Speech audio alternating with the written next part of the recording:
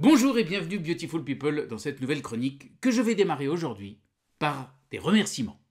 Je veux absolument remercier Aurélia Genuit, Head of HR BP chez Payfit, pour m'avoir recommandé le bouquin dont je vais vous parler aujourd'hui et qui a été vraiment une révélation.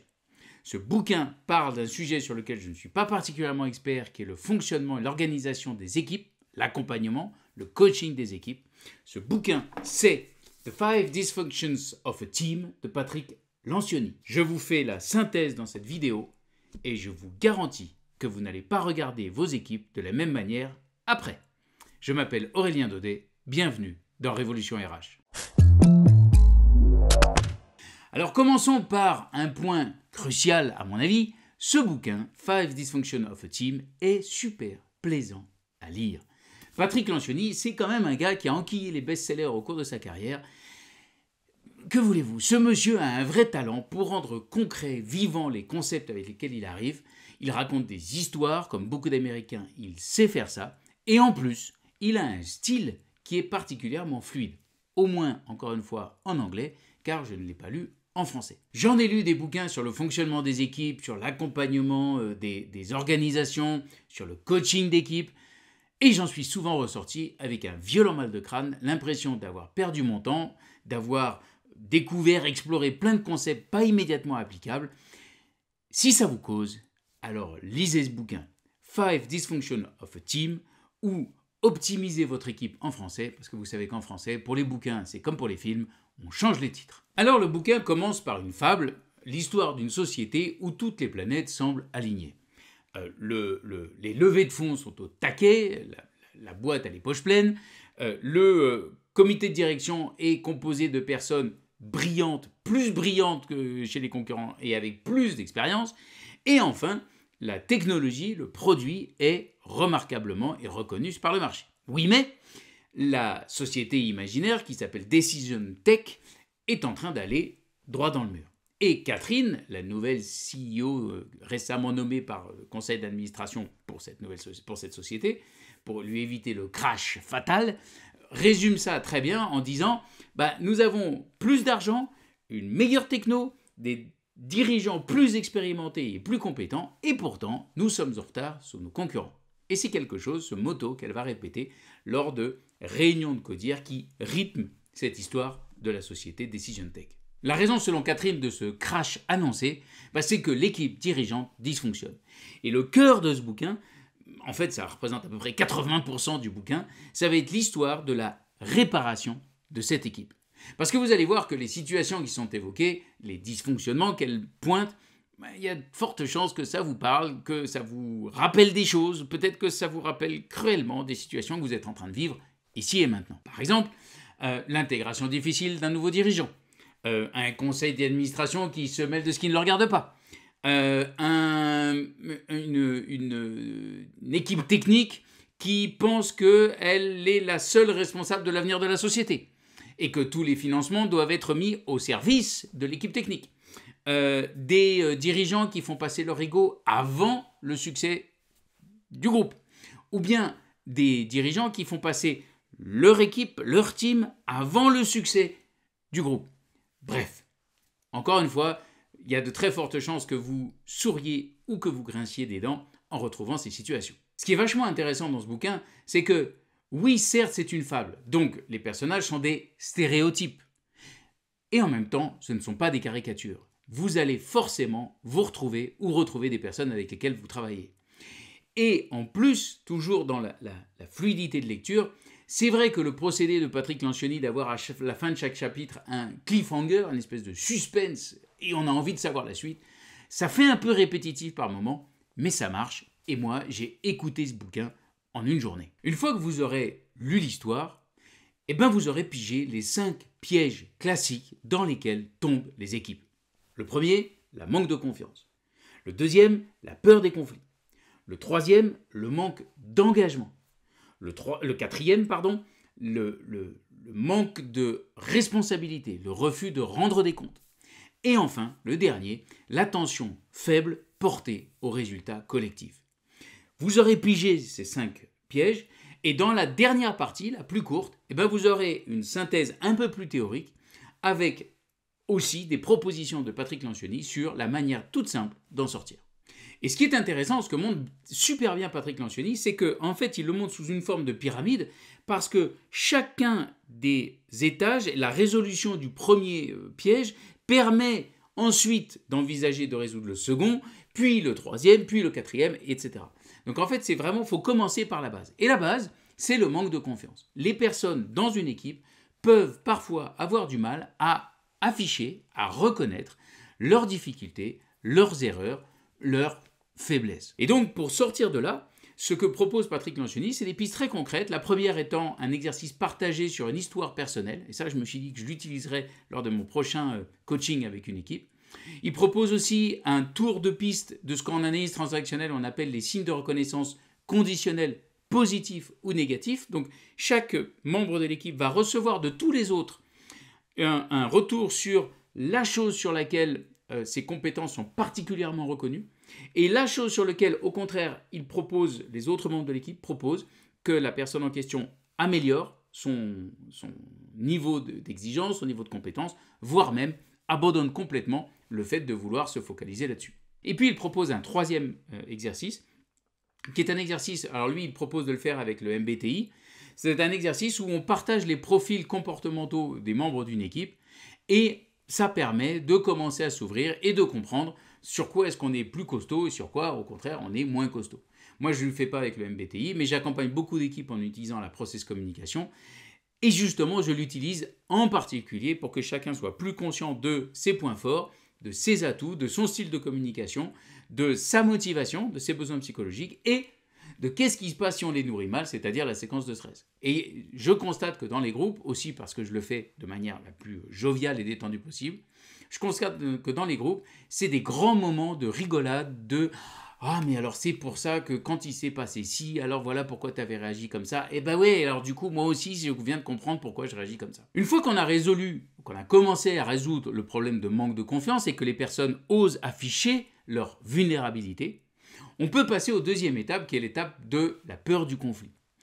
Il y a une croyance fortement ancrée dans la société comme dans les entreprises, qui est que les conflits sont des pièges, des destructeurs de relations.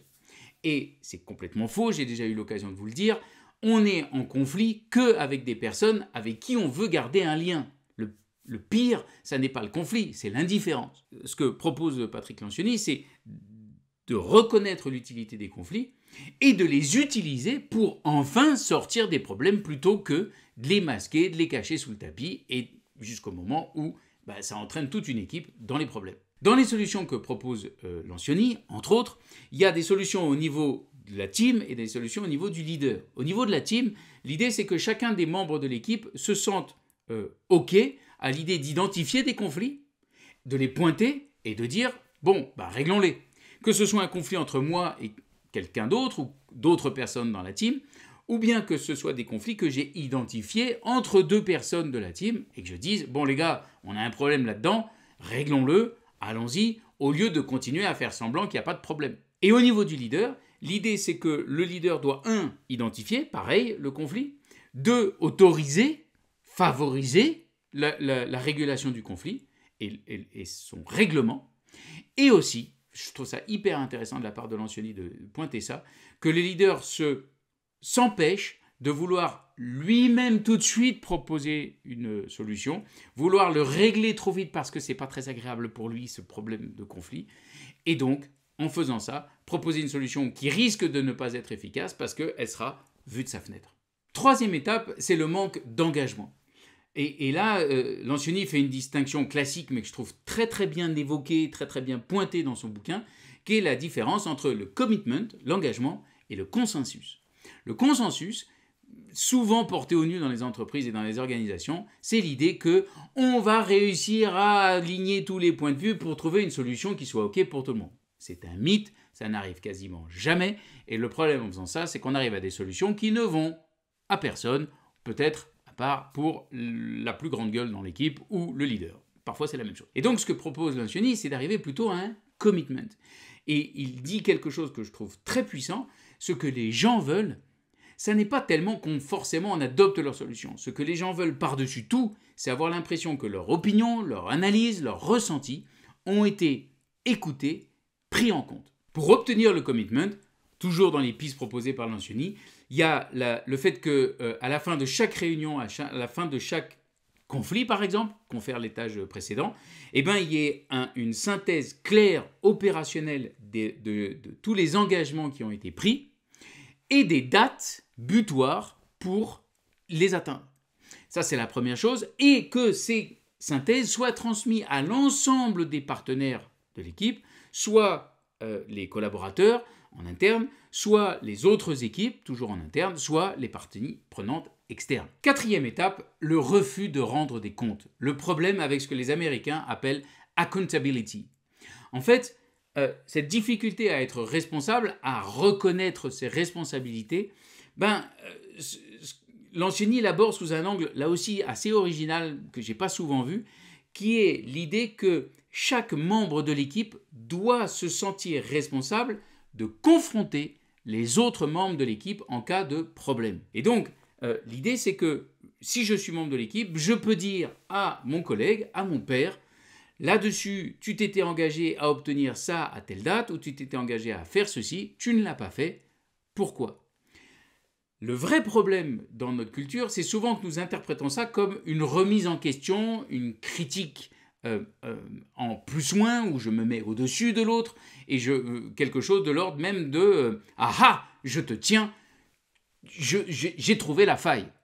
Rappelez-vous, on est parti d'une étape où on est dans une atmosphère de confiance, où chacun est clair sur ses responsabilités, et donc l'idée, c'est pas du tout de faire « Ah ah, je te tiens », c'est plutôt de dire « Là, il y a un problème, confrontons le problème, réglons le conflit éventuellement, et posons la question que vous connaissez, ma question fétiche, qui est « Est-ce que, à ce propos, tu veux quelque chose ? Est-ce que, à ce propos, tu as une demande ?» Pour y arriver, Lencioni rappelle que le plus simple, c'est d'avoir des objectifs individuels qui soient directement liés à des objectifs collectifs. Du coup, quand je viens confronter quelqu'un sur la non-atteinte ou sur l'atteinte partielle d'un objectif individuel, je le fais au service du bien commun et donc des objectifs collectifs. Et puis il propose autre chose, évidemment, de manière encore une fois très opérationnelle, ce que j'aime beaucoup dans ce bouquin, c'est d'avoir des revues de performance et de revues d'atteinte d'objectifs qui se fassent de manière régulière, qui ne soient pas trop espacées, par exemple au niveau trimestriel, même mensuel, ça paraît trop lent, trop long, et donc de faire ça de manière beaucoup plus hebdomadaire ou toutes les 2 semaines, de manière à pouvoir avoir de l'aide, à ajuster les processus si besoin. 5e étape, c'est le manque d'attention aux résultats. Et Lencioni identifie 2 causes principales. La première est assez classique, vous avez certainement connu ça, c'est quand les personnes, les membres d'une équipe sont plus focalisés sur la reconnaissance individuelle plutôt que sur la reconnaissance collective. Mais l'autre exemple qu'il donne et qui m'a beaucoup frappé, c'est quand les membres d'une équipe sont plus focalisés sur des objectifs en termes de prestige que sur les objectifs concrets collectifs. Par exemple, nous sommes la team référence et reconnue pour ça en termes de politique RH ou en termes de recrutement. Ou bien nous sommes la team qui est la plus citée sur les réseaux sociaux. Nous sommes la team qui est la plus invitée dans les salons, dans les congrès RH ou dans les différents événements podcast RH. Pour en sortir, Lencioni propose 2 choses.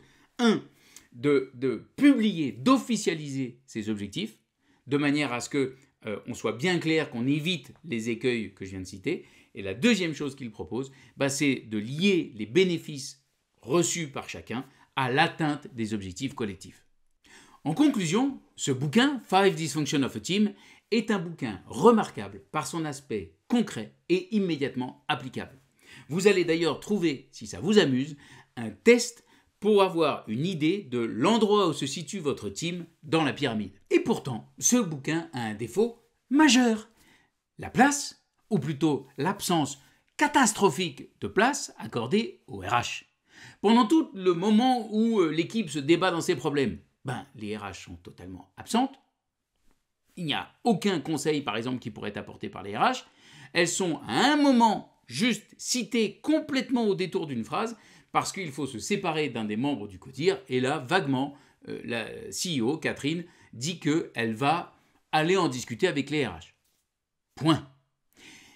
Et même au moment où l'équipe semble sortie d'affaire, où il y a la dernière réorganisation du CODIR, parce que l'entreprise vient de passer le cap des 250 personnes, l'équipe Human Resources est citée, mais pas du tout de directeur ou de directrice RH.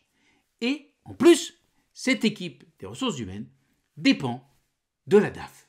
Alors que pour moi, qui mieux que la DRH et ses équipes pourrait mettre en place cette nouvelle culture positive de fonctionnement des équipes? Évidemment, c'est vous, les RH, qui êtes les plus à même de faire ce pas de côté, d'analyser ce qui se passe quand il y a un dysfonctionnement, de proposer ce schéma des 5 étapes pour faciliter le fonctionnement des équipes et d'accompagner ou de trouver la personne à l'extérieur de l'entreprise pour accompagner l'équipe dans la résolution de ces problèmes. Donc, pour adopter cette position de conseil, en particulier sur la question des pièges dans le fonctionnement des équipes, 3 étapes simples. Première étape, lisez ou relisez ce bouquin de Patrick Lencioni. Je dis relisez parce que Aurélia m'a bien fait comprendre que c'était quand même un must et que tout le monde avait déjà lu ce bouquin. Bon, pas moi, peut-être qu'il y en a certains parmi vous qui ne l'ont pas lu non plus.